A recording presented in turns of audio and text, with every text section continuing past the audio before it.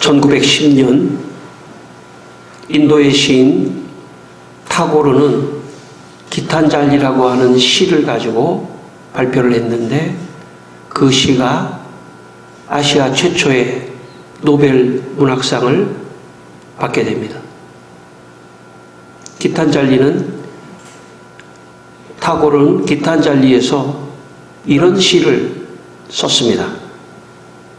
만약 당신께서 아무 말씀도 하지 않으신다면 저는 제 마음을 당신의 침묵으로 채우고 그것을 견딜 것입니다.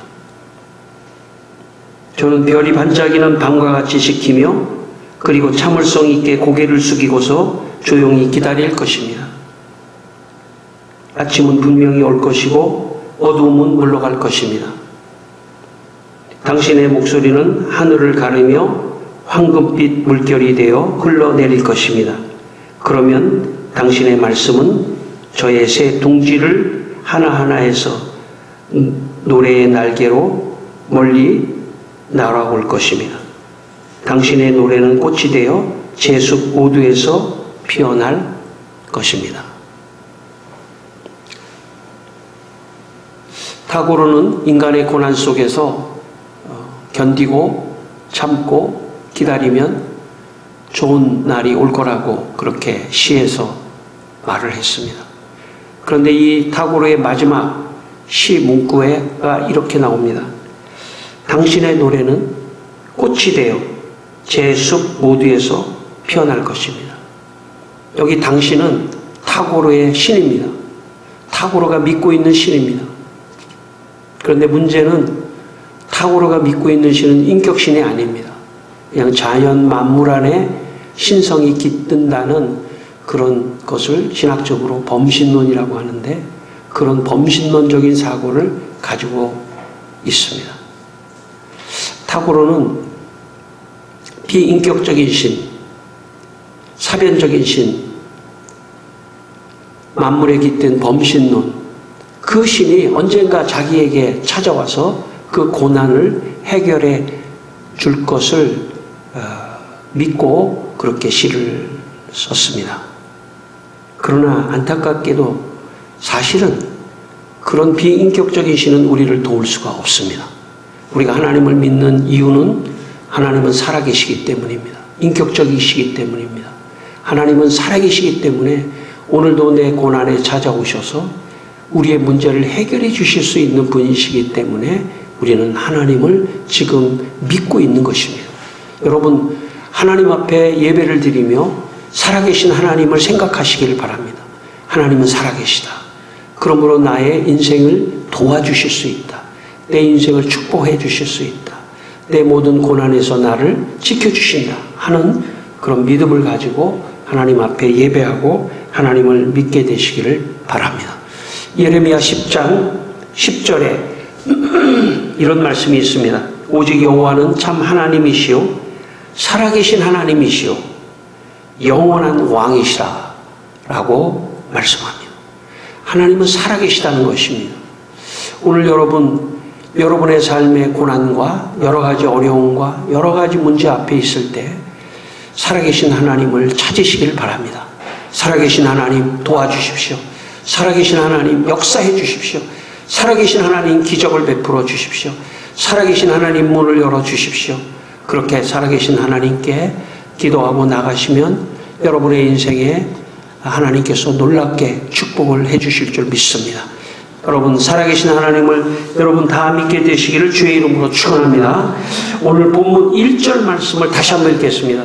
우리 열왕기하 20장 1절 말씀 같이 읽겠습니다. 그때 히스기야가 병들어 죽게 되매 아모스의 아들 선지자 이사야가 그에게 나와서 그에게 이르되 여호와의 말씀이 너는 집을 정리하라 내가 죽고 살지 못하리라 하셨나이다. 예.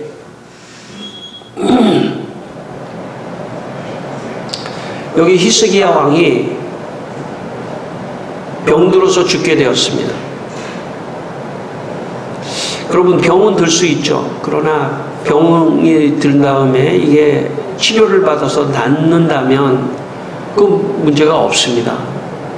그러나 병이 들었는데 고칠 수 없고 죽게 됐다면 그것은 절망적이죠. 나이가 정말 다 차서 뭐 돌아가시는 거야 있을 수 있지만 이때의 히스기야는 아직 죽을 나이가 되지 않았습니다. 어쩌면 젊은 나이죠. 근데 병이 걸렸습니다. 죽게 되었습니다. 절망적인 상황이 왔습니다. 인생의 죽음 앞에 병에 걸려서 죽게 됐습니다. 그런데 엎친 데 겹친 격으로 당시에 가장 유명한 이사야 선지자가 히스기야 왕을 찾아왔습니다. 그리고 히스기야 왕을 찾아와서 하는 말이 여호와께서 말씀하셨는데 너 집을 정리해라. 왜냐? 이제는 죽고 살지 못할 것이다. 너 이제 죽을 거니까 집을 정리하라고 여호와께서 말씀하시더라. 집을 정리하라고 히스기야한테 말했습니다. 여러분, 지금 병에 걸려서 죽기 직전에 있는 히스기야가 사람이 이렇게 말을 해도 절망적일 텐데 여호와 하나님께서 이사야 선지자를 보내서 집을 정리하고 이제 살지 못하니까 집을 정리하라. 이런 말을 들었을 때 그 히스기야의 심정이 어떻겠습니까? 오늘 우리로 말한다면 어떤 성도가 병에 걸려서 지금 거의 죽게 됐는데 목사님이 신방을 가가지고 정리하십시오. 그럼 얼마나 절망적이겠어요. 지금 이 사람은 살고 싶은데 그런 거죠. 쉽게 말하면.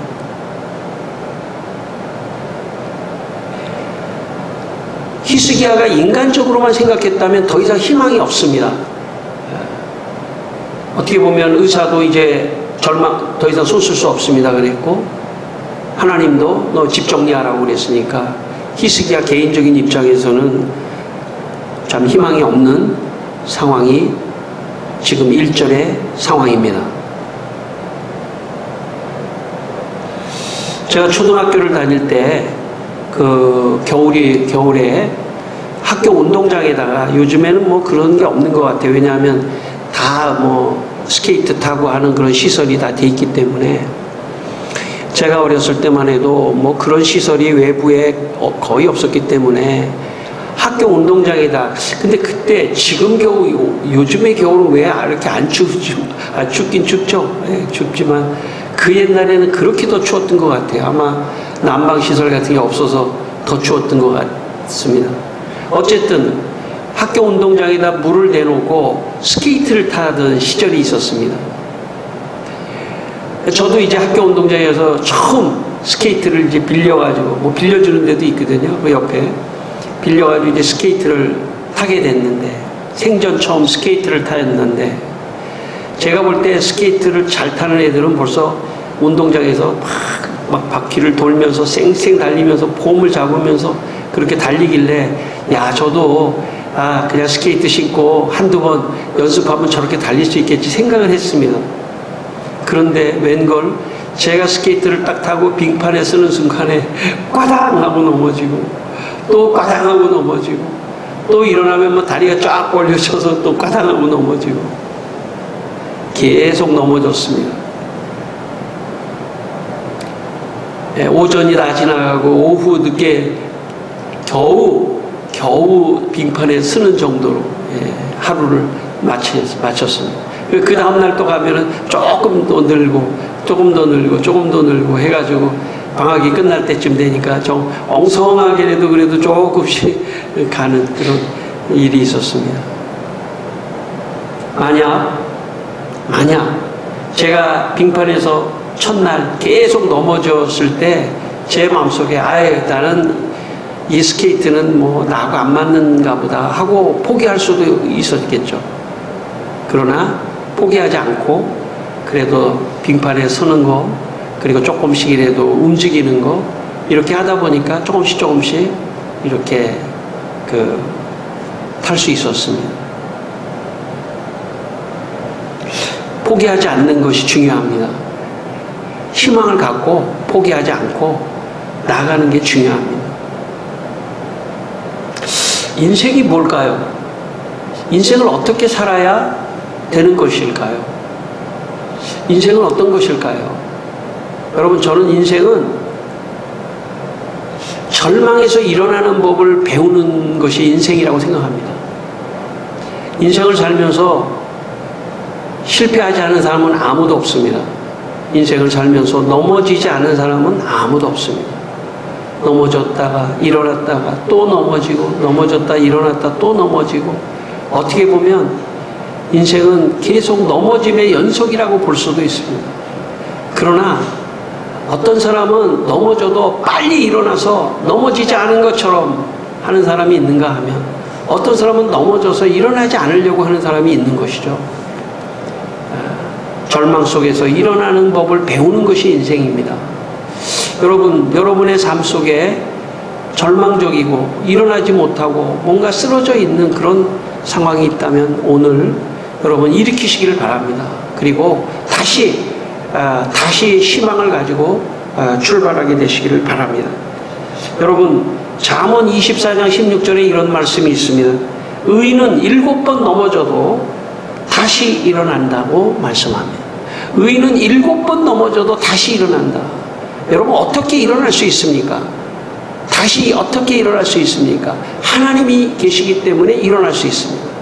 하나님, 나를 일으켜 주십시오. 하나님, 나를 일으켜 주셔서 다시 시도할 수 있게 해주십시오. 다시 살아가게 해주십시오. 다시 하나님 믿음을 가지고 다시 희망을 가지고 살아갈 수 있게 해주십시오 하는 그런 하나님을 믿는, 살아계신 하나님을 믿는 그 믿음이 있기 때문에 다시 일어날 수 있는 것입니다. 그래서 의인은 7번 넘어질지라도 다시 일어나느니 라고 말씀하는 것입니다. 일어나셔야 됩니다. 다시 일어납시다. 우리 여러분의 삶 속에 넘어져 있는 것들을 다시 일으키고 다시 살아가시기를 바랍니다. 여러분, 오늘 여기 히스기야가 이런 고난과 절망 속에서 만약에 히스기야가 포기했다면 히스기야는 아마 거기서 죽었을 겁니다. 그런데 히스기야는 포기하지 않았습니다. 그런 상황, 그런 절망적인 상황 속에서 히스기야는 어떻게 했냐면, 오늘 2절과 3절입니다. 한번 2절과 3절을 다시 한번 읽겠습니다. 2절과 3절입니다. 히스기야가 낯을 벽으로 향하고 여호와께 기도하여 이르되, 여호와여 구하오니 내가 진실로 전심으로 주 앞에 행하며 주께서 보시기에 선하게 행한 것을 기억하옵소서 하고 히스기야가 심히 통곡하더라. 예. 히스기야가 한 거는 뭐냐면, 낯을 벽을 향했다는 건 뭐냐면 사람을 의지하지 않았다는 것입니다. 벽만 봤다는 것은 하나님만을 의지하고 하나님께 기도한 것입니다. 그런데 여기에 보니까 히스기야가 하나님께 기도하면서 뭐라고 얘기하냐면, 하나님, 내가 과거에 진실과 전심으로 주 앞에 행하지 않았습니까? 아마 그러니까 히스기야가 정말 진실과 전심으로 예배를 드리고 하나님 앞에 진실과 전심으로 신앙생활을 하고, 그런 하나님, 저 그렇게 하지 않았습니까? 또 여기서 선하게 행한 것을 기억하옵소서. 아마 히스기야가 좋은 일도 많이 했던 것 같아요. 하나님, 나 좋은 일도 했지 않습니까? 어떻게 보면 히스기야 입장에서는 구차한 얘기일 수도 있죠. 자존심이 상하는 얘기일 수도 있습니다. 하나님, 나 진실과 전심으로 하나님 믿지 않았습니까? 그리고 내가 좋은 일도 하지 않았습니까? 하나님, 날 꼭 살려주십시오. 그리고 히스기야가 심히 통곡했다고 그랬습니다. 여기 통곡했다고 하는 거는 그냥 조금 눈물을 흘리는 정도가 아니라 그냥 굉장히 그냥 펑펑 울면서 히스기야가 살려달라고 지금 하나님께 그렇게 한 것입니다. 여러분, 믿음이 흔들리는 사람은 기도하지 않습니다. 믿음이 흔들리는 사람은 포기합니다. 믿음이 흔들리지 않는 사람만 기도할 수 있습니다. 반대로 말하면 기도하는 사람은 믿음이 흔들리지 않는 사람이라는 뜻입니다. 믿음이 흔들리면 기도하지 않아요. 왜? 하나님을 놔버리고 그냥 포기해버립니다. 오늘 히스기야가 이렇게 하나님 앞에 기도할 수 있다고 하는 것은 내면적으로 본다면 히스기야의 믿음이 흔들리지 않았다는 뜻입니다. 여러분 인생을 살면서 신앙생활을 하면서 믿음이 흔들리지 않아야 돼요. 그렇지만 여러분 믿음이 흔들리는 일이 왜 없겠습니까? 왜 없겠습니까? 어떤 절망적인 상황이 나한테 닥쳐와서 하나님 이럴 수 있습니까? 나한테? 그것 때문에 하나님을 원망하고 믿음이 흔들릴 수도 있지 않겠습니까? 여러 가지 면에서 신앙생활을 하려고 할 때 믿음이 흔들릴 수 있다는 것입니다. 오늘 히스기야도 마찬가지죠. 갑자기 병이 들어서 죽게 됐다는 것은 자기가 하나님을 그동안 잘 믿었는데 이럴 수가 있습니까? 라고 하면서 믿음이 흔들릴 수 있기 때문에 그는 기도도 하지 않을 수가 있는 것이죠. 기도를 했다고 하는 것은 믿음이 흔들리지 않았다는 뜻입니다. 성도 여러분, 여러분의 믿음이 흔들리지 않기를 바랍니다. 흔들리는 상황 속에서도 흔들리지 않고 기도의 자리로 나오게 되기를 바랍니다. 교회가 있다는 것은 기도의 자리입니다. 여기는 낯을 벽으로 삼는 곳이 교회입니다.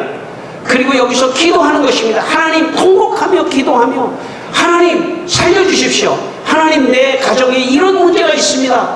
하나님 이건 내가 풀 수가 없습니다. 마치 실타래에 얽힌 것처럼 내가 풀 수가 없습니다. 하나님이 풀어주셔야 합니다. 그리고 견디며 흔들리지 않고 하나님 앞에 기도하면서 나아갈 때 그 과정 속에서 그 사람의 믿음을 더 돈독하게 하시는 것입니다. 하나님의 관심은 그 사건이 아닐 수도 있습니다. 하나님은 그걸 통해서 흔들리지 않는 히스기야를 만들어내는 것이 하나님의 관심일 수도 있습니다. 병도 하나님의 관심이 아닙니다. 그걸 가지고 하나님 앞에 통곡하며 기도하는 그 히스기야를 만들어내려고 하시는 것이죠. 그래서 진짜 흔들리지 않는 믿음을 가지고 있을 때 그 사람 하나님 축복을 받는 것입니다. 성도 여러분, 흔들리지 맙시다. 신앙이 흔들리면 안 돼요. 내 신앙이 흔들리면 가정이 흔들려버립니다. 자녀가 흔들려버리고 모든 게 흔들려버려요. 특별히 부모가 됐다는 것은 책임 있는 사람이 됐다는 뜻입니다. 그 책임이라는 것은 자기의 문제만이 아니에요. 자녀들, 가족들, 이웃, 모든 사람 앞에서 자기가 책임적 존재가 된다는 그런 뜻입니다. 흔들리지 않아야 됩니다.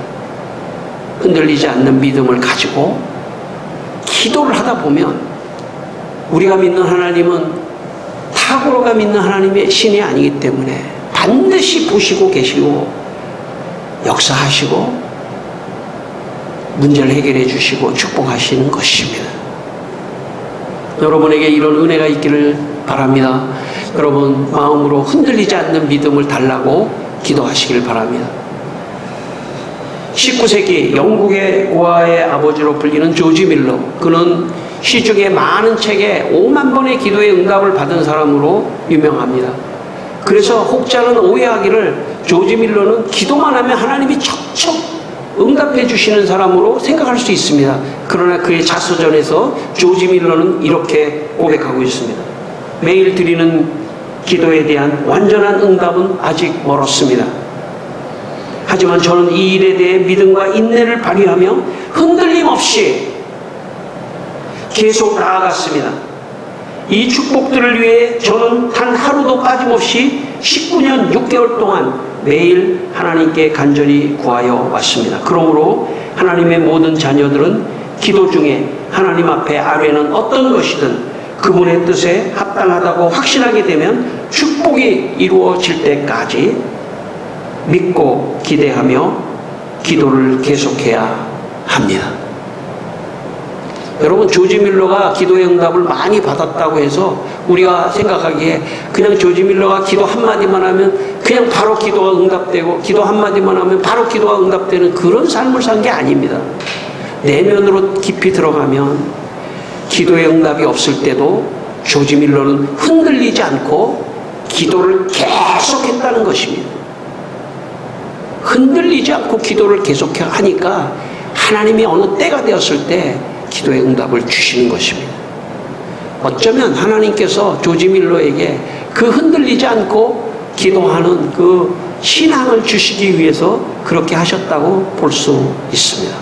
성도 여러분, 여러분 신앙생활 만약에 계속 하시려고 하신다면, 만약 계속 신앙생활을 계속 하시려고 하신다면 여러분 작은 일에 흔들리지 않게 되기를 바랍니다.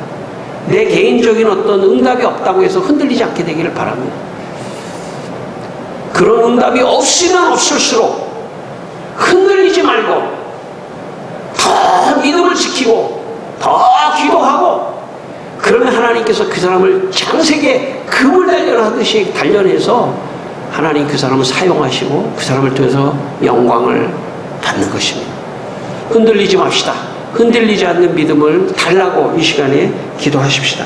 오늘 본문 5절을 읽겠습니다. 5절 말씀입니다. 5절 말씀 같이 읽겠습니다. 너는 돌아가서 내 백성의 주권자 히스기야에게 이르기를, 왕의 조상 다윗의 하나님 여호와의 말씀이 내가 내 기도를 들었고 내 눈물을 보았노라.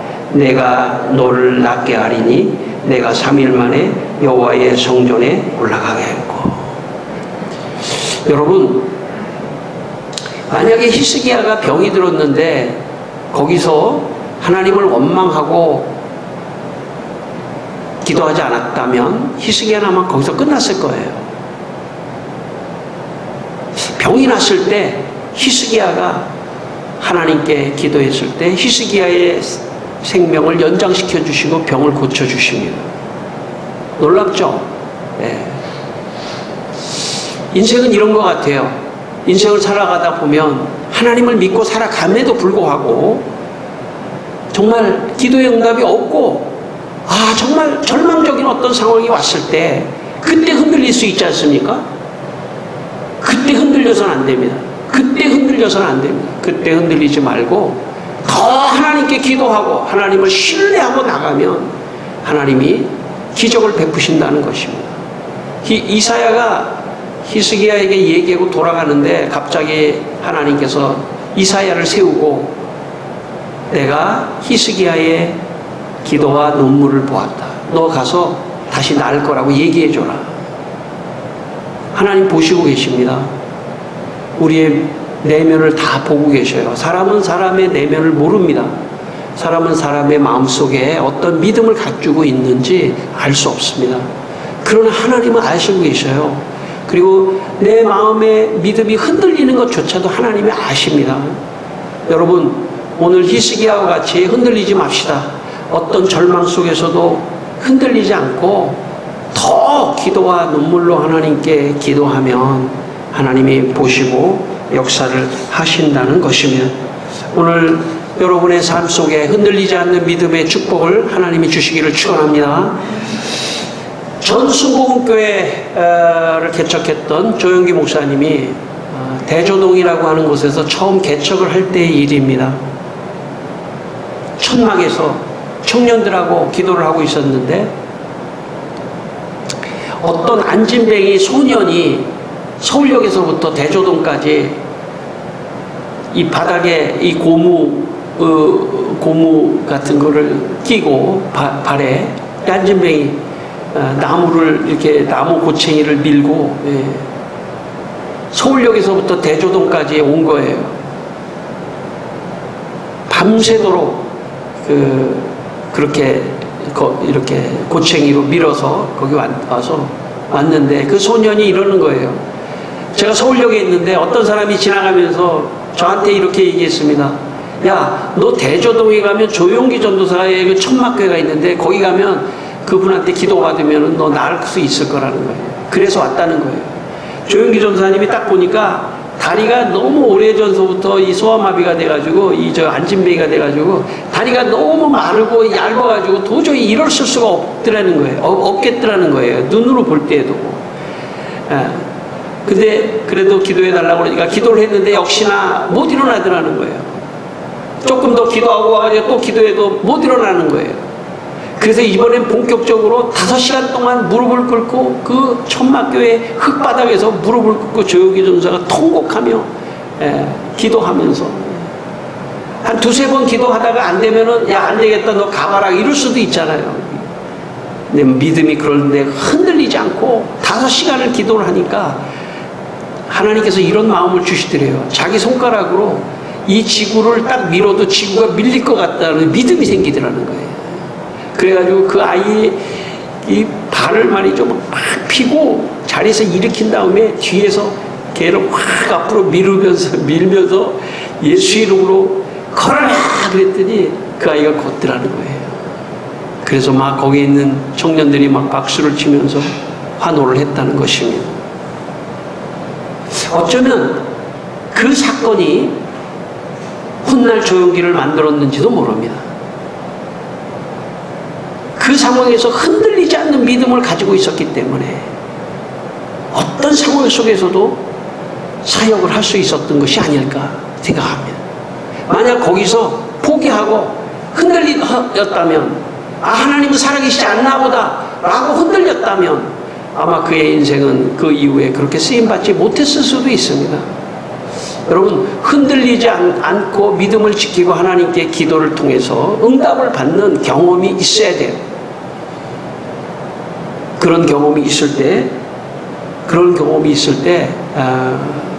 더 신앙이 성숙하고 나아갈 수 있습니다. 야고보서 5장 15절에 믿음의 기도는 병든 자를 일으킨다고 말씀합니다.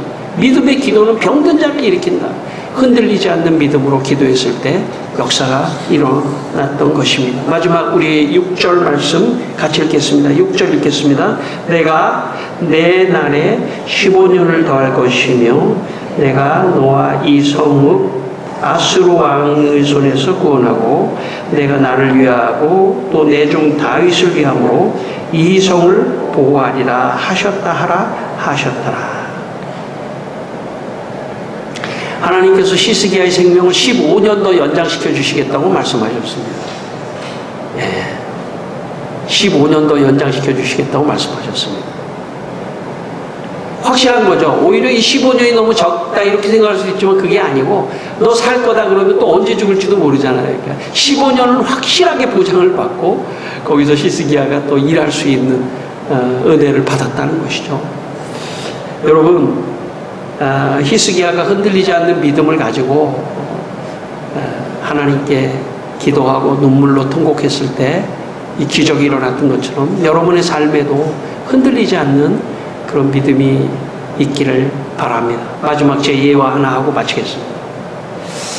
제가 여러 번 말씀드렸지만 제가 전신마비가 돼서 119를 타고 병원에 갔는데 처음에 6인실에 들어갔습니다. 6인실에 거기에 입원을 시켰습니다. 6인실에 들어갔는데 6인실에 들어갔을 때는 제가 하체만 마비가 왔습니다.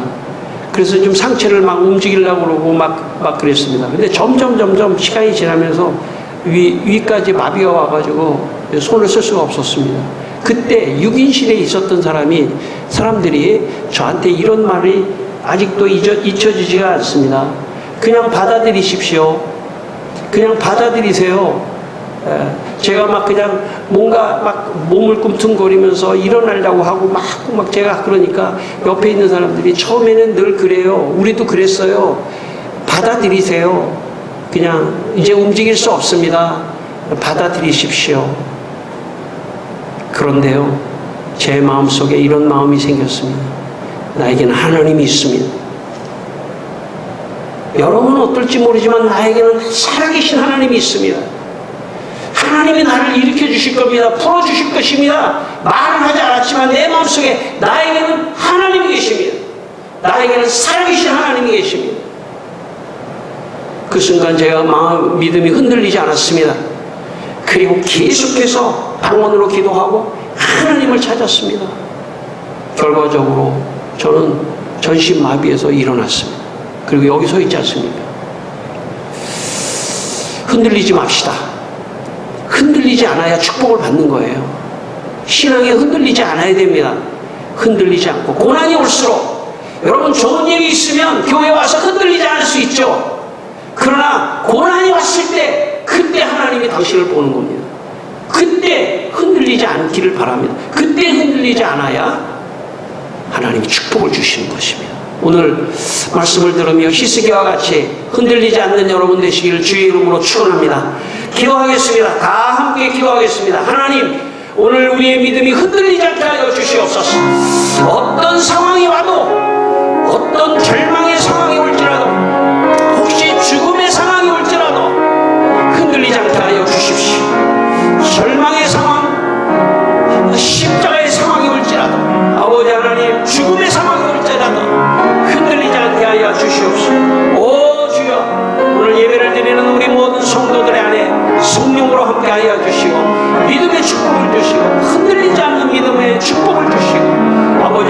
또 기도해서 언젠가는 하나님이 가장 좋은 축복의 역사를 일으켜 주실 줄 믿고 하나님 나아갈 수 있도록 주여 도와주시옵소서. 역사하여 주시옵소서. 하나님 아버지, 우리 성도들이 어떤 고난 속에서도 흔들리지 않는 믿음을 가지고 기도하여 하나님이 주시는 큰 축복을 받게 하여 주시옵소서. 예수님의 이름으로 기도드리옵나이다. 아멘.